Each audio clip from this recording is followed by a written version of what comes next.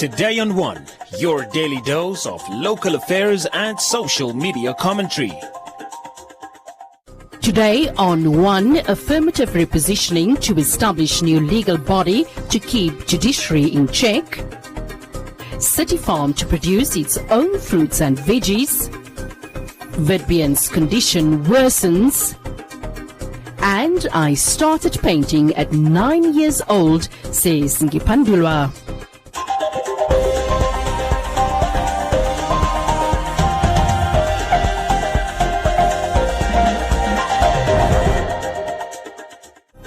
The affirmative repositioning movement has announced plans to establish a legal body that will monitor the performance of the judiciary and its practitioners.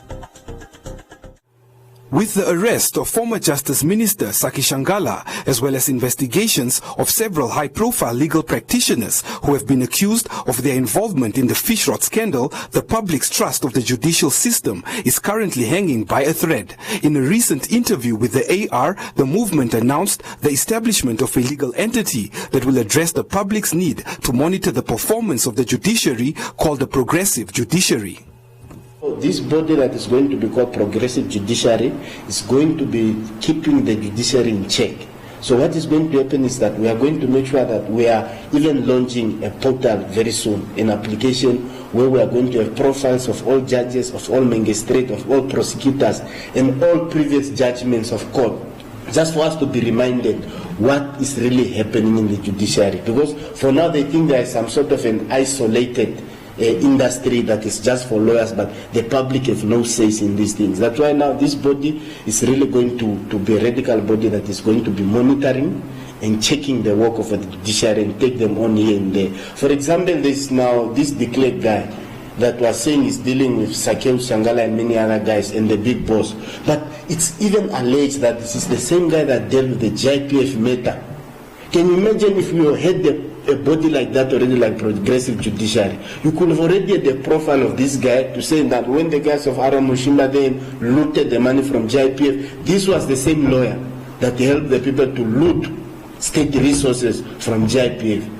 According to several reports, it is alleged that prominent lawyer Sisana Manje, in a response to the Anti-Corruption Commission last year, admitted that his law firm between 2012 and 2017 juggled millions linked to the ruling party SWAPO, which the ACC is currently investigating as part of the fish rot scandal. Amunime also questioned the legitimacy of lawyers establishing trust funds for politicians and their parties, alleging that they are being used as conduits for money laundering activities. They've passed laws that are still in existence now. The Marine Act, and that have been used by ministers now to award fishing, is something that was done, passed illegally by people that are in jail. But there's no even body that stand up and say, no, let's speak about these laws. We have to repeal them. Because it was not done in good faith, it was done with ulterior motives for people to benefit and empower themselves. But no one speaks about them because the judiciary is isolated, they are not criticized, they think they are operating in some sort of island on their own and they are above everyone. That's why the corruption now is being used through lawyers' trust funds. If people to loot money, you just get the lawyer, you see, because no one questions lawyers. Because we expect that we are not so well acquainted with legal terms and so forth, we'll get in trouble. So that's why there's a need now for a body to be making sure that there's a balance, there's check, and they don't just operate as they wish.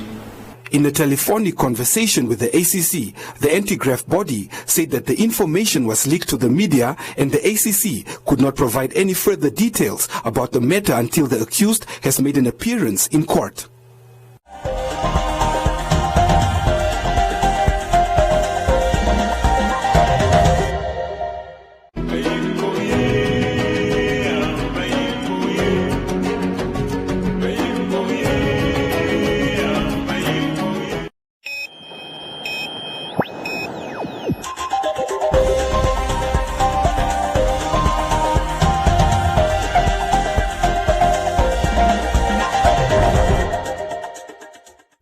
The city of Windhoek targets urban agriculture with the Kukuna farm on the outskirts of the city. The mayor, accompanied by fellow councillors, said the project has the potential to produce vegetables at a large scale to supply the city. On a familiarization tour of the city's infrastructure and projects, councillors paid the Kukuna farm a visit. The leadership expressed their intention of turning the farm into an agricultural hub for affordable fresh produce for its residents. Some councillors also suggested livestock and poultry farming. We are going to have a garden or a farm.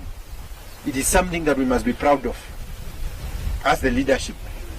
So we are here also to check what you guys have done and how we can support and where we can improve. So we need to have a serious urban production.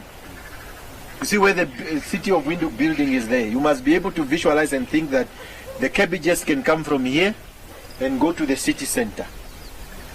Instead of a person producing 5 cabbages and then they eat 5 cabbages, if they go and sell 3 of them at the city center, just nearby our buildings where those artists are drawing, maybe we can set up them, people come and buy there. So this is what we want to do. So whatever it is that is required, so these leaders are here to see what you have here. So we want to build on the energy that has already been made here, the effort and the good work, and we are proud of what you have done.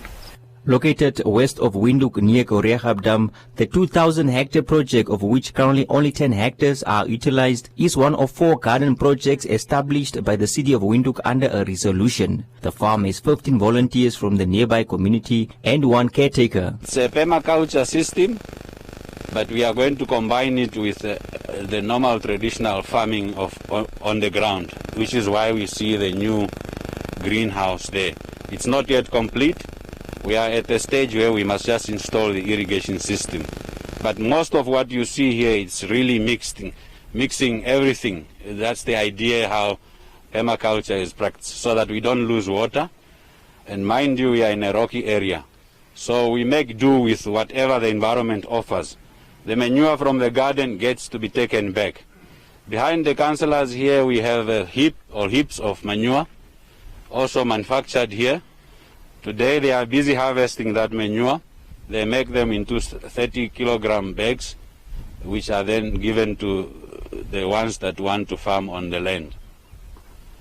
We are using volunteers, and most of these volunteers, they come from the nearing surrounding areas. You can see how colorful this side is.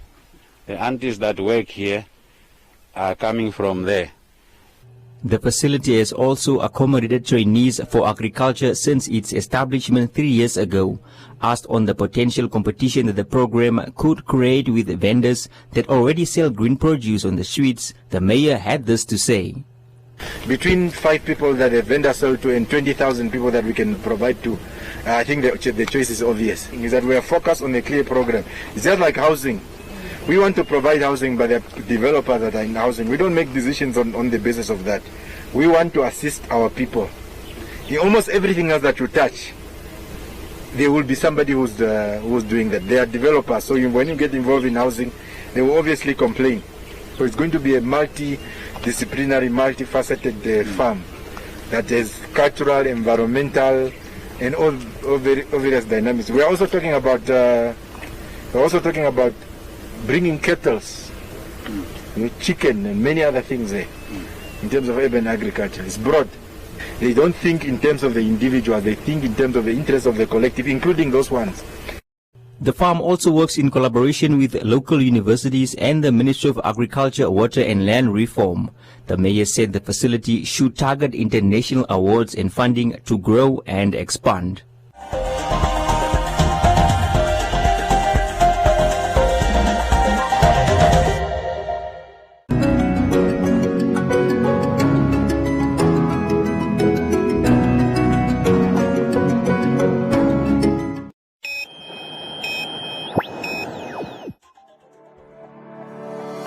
Community Voices proudly brought to you by Namdeb Diamond Corporation. Good today, better tomorrow. Today on One followed up on Petrus Vetbeen, an elderly Rehoboth resident whose living condition has not improved since visiting him about 4 months ago. The 48-year-old continues to struggle for food on a daily basis, with youth activist Gregory Lowe calling on the community to lend a helping hand.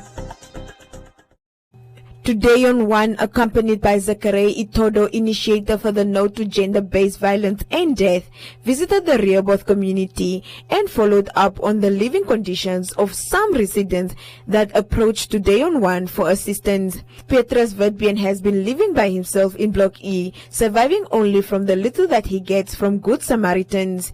Itodo donated food and necessities to Witbeen and other community members that are in need of support. I heard about the old man's plight some time ago, about his living condition, and I deemed it fit to come and see myself.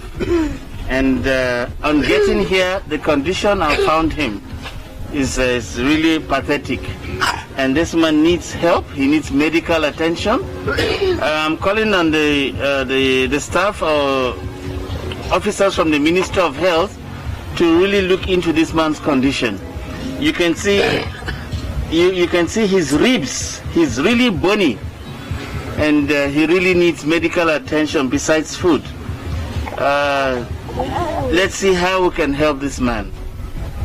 At least enjoy for the time that he has. Gregory Lowe, a youth activist in Rehoboth, has been seeking assistance for Witbeen and other vulnerable residents living in the informal settlement. So, and like to the Witbeen's story, should I say there was nothing up to date since I have started as a human rights activist. I've started assisting this house for the past 2 years, and this is the first job they have get by means. And I would later like to encourage the other leaders in the nation itself to follow the lead of Master Zach, and help where it's needed to help. As it's only not Master Witbeen or not in Rehoboth that we are facing these kind of circumstances. It's nationwide that we are being faced with this kind of vulnerable and poverty, while we are having sustainable goals which have elapsed last year by means of 2020, and nothing has still been done, which the sustainable goal was clearly saying to eradicate poverty. But still we are living in poverty, and I am urging the government to get a chance and look down to the south side, as people are suffering and we are starving.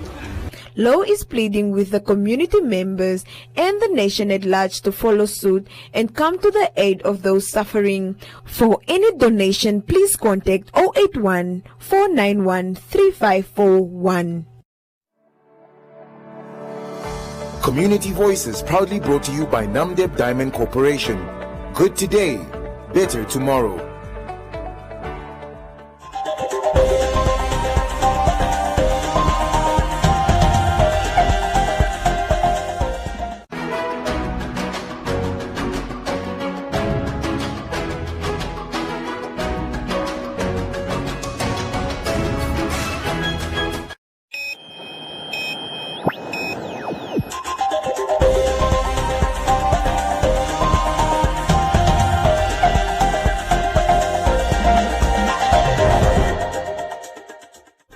Having started painting at the age of 9, self-taught visual artist Ndako Nyipandula shared his journey as a young artist in Namibia and the impact COVID-19 has had on his business.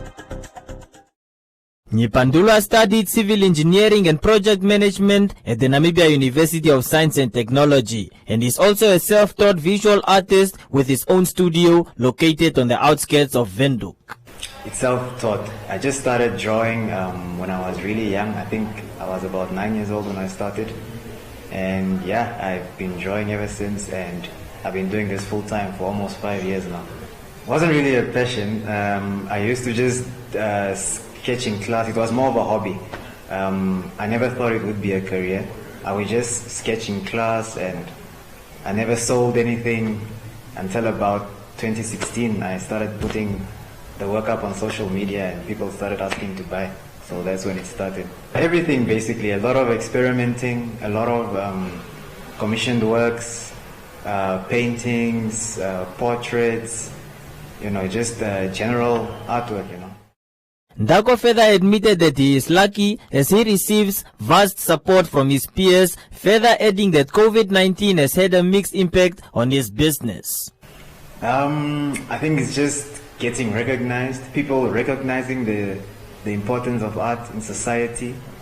I think I'm very lucky because the people around me support me, my friends, my family, everyone, you know. So I always have people to lean on, a lot of people.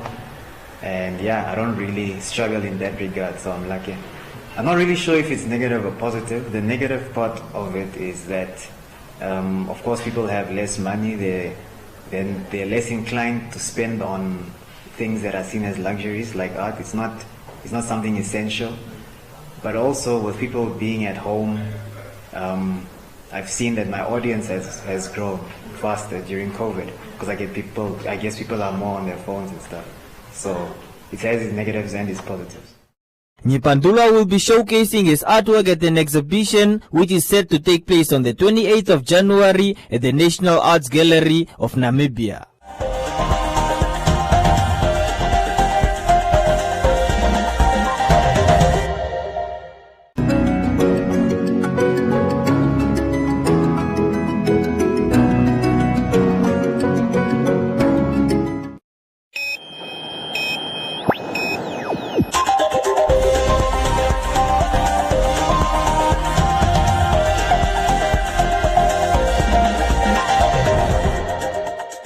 In other leading stories, the government of Namibia secured funding to the tune of 130 million Namibia dollars for 5 years from 2017 to 2022 from the Green Climate Fund through the Ministry of Environment, Forestry and Tourism for implementation by the Environmental Investment Fund of Namibia as the accredited entity.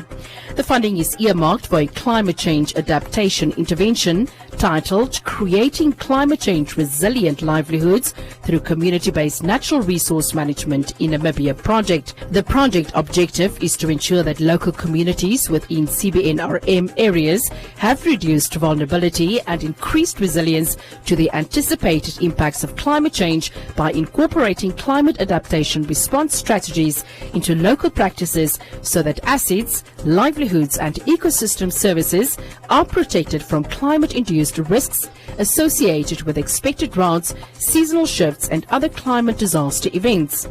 To date, the project has committed 109 million Namibia dollars of the 130 million Namibia dollars total project budget to the grant facility geared for the implementation of targeted climate change resilience livelihoods options towards ecosystem-based adaptation, climate-proof infrastructure and climate resilience agriculture windows for rural communities within 12 regions countrywide. And Dundee Precious Metals Tsumeb extended its support to the primary schools in Tsumeb and the surrounding areas by donating antibacterial soap to the value of over 53,000 Namibia dollars. The Vice President and Managing Director of Dundee Precious Metals Tsumeb, Zebra Kasete, officially handed over the donation to the school's head of departments at the company's information center. He emphasized that COVID-19 has brought about vast professional and business opportunities in the country that will contribute to economic development and encouraged teachers who are in the science field to collaborate and come up with innovative ways to produce soap. Welcome to Comments Corner, your daily dose of local comments from the hottest social media pages. Residents from the informal settlement of Sivandalan near Ochomuse once again resorted to the illegal acquisition of land over the weekend following a promised meeting by the City of Windhoek leadership that was cancelled at the last minute. Joshua said the mayor has only been in office for a short period and the people already want the housing issue to be addressed. He said they should be calm and wait for the outcome.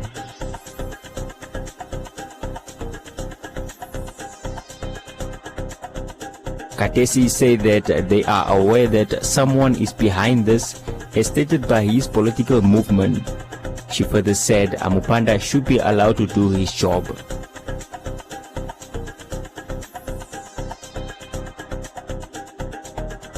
Junior said that they also want land in other towns like Kitmanshoop, Oshakati, Ondangwa and Otapi, just to mention a few. Chandilo said the mayor should go on the ground and talk to the people just as he used to do.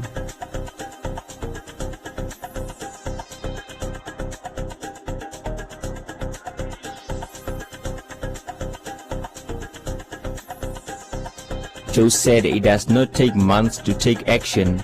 There's simply too much talk with no action and blaming others. He further said Amupanda is the mayor and should deliver on what he had promised.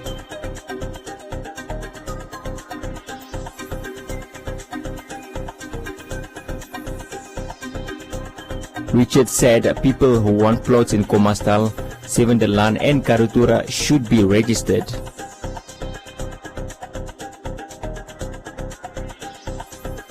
Bob said he thinks that there is someone that sent the group and urged them to give Amupanda a chance.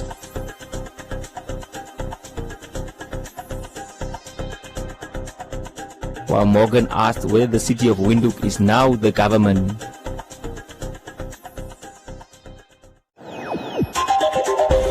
And that is all from Comments Corner. Be sure to post your comments on our social media pages for broadcast every day only on Today and One.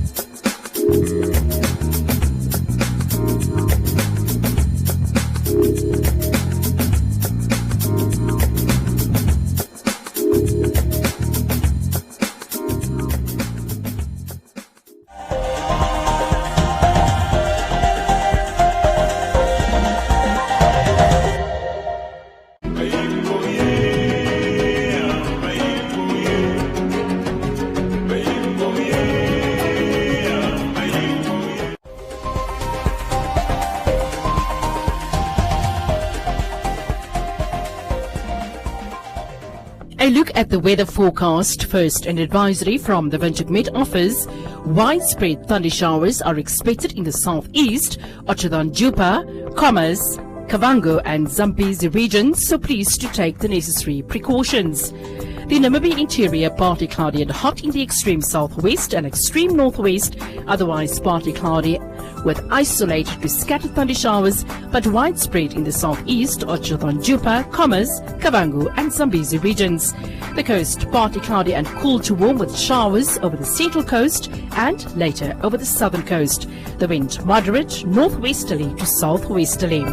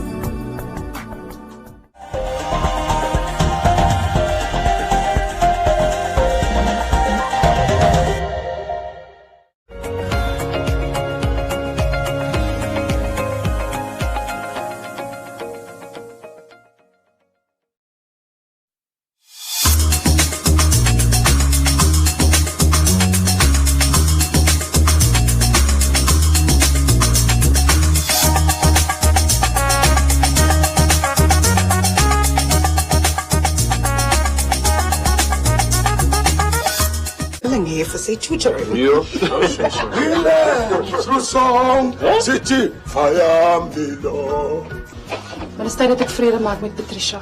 Wat? Toch is land uit. Ek gaan nie eens probeer my verskoning uit te dink nie. Maar meneer Mfala, grote man negi, showdown in Opi Coffee tomorrow. Shop right. Shop right. Shop smart. Shop right. In a time of uncertainty, false news, and fear, learn on. While the world scrambles to make new sense, while the experts turn around in circles, trying to find their way back to tomorrow. Learn on. When classrooms become empty cathedrals and the trees start to bear answers, learn on. Learn on. until every parent is a teacher and every teacher is a mentor. Learn on until you cross the boundaries of your mind, until you grow eyes and sprout wings.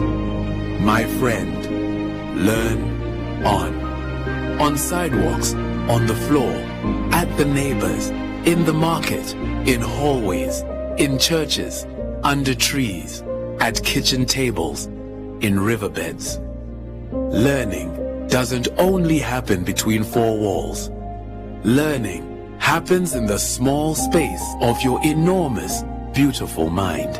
Start where you are. Use what you have. Learn on one. Invite learning in.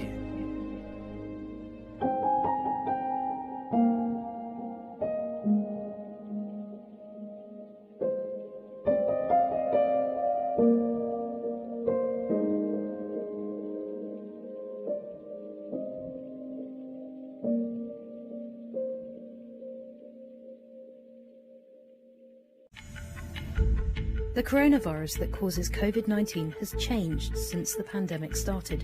So does this mean the virus has become more dangerous? Scientists have discovered thousands of mutations to the SARS-CoV-2 coronavirus. Most mutations only lead to small changes, but scientists believe one, called D614G, may have made it easier for the virus to infect human cells. This mutation most likely emerged after the initial outbreak in China, and it spread fast after the virus arrived in Europe. By the end of June, the D614G mutation was found in almost all samples of the virus worldwide. Scientists believe this is due to amino acid changes in the virus's spike proteins, improving its ability to infect human cells. Some studies have found more spikes on viruses with this mutation. These spikes latch onto receptors on the surface of our cells. They then transfer the virus's genetic material, called RNA, inside. Being inside the host cell allows the virus to make many copies of itself. Random errors sometimes happen in the copying process, which cause mutations. Although the full effects of D614G are still unclear, some studies suggest that the mutated virus might be more transmissible than the original. This could mean more people getting sick and at a faster rate. Despite this, there isn't any evidence that the disease itself has become more severe. Scientists are worried about mutations possibly increasing the risk of reinfection. Hong Kong reported what could be the first case of virus reinfection on the 24th of August. A healthy man in his 30s is thought to have caught the virus again 4.5 months after he first got sick. During this time, mutations developed and new variants of the virus emerged. Some experts believe these changes may have made reinfections more likely. Mutations are common over the course of a pandemic. New flu vaccines are needed every winter to keep up with genetic changes to the flu virus. If a coronavirus vaccine is found, it could require regular booster jabs. Mutations won't happen overnight, and the coronavirus is mutating slower than the flu virus. But it's important for scientists to keep a close eye on how the virus changes over time. Could we be hearing more about other mutations in the future?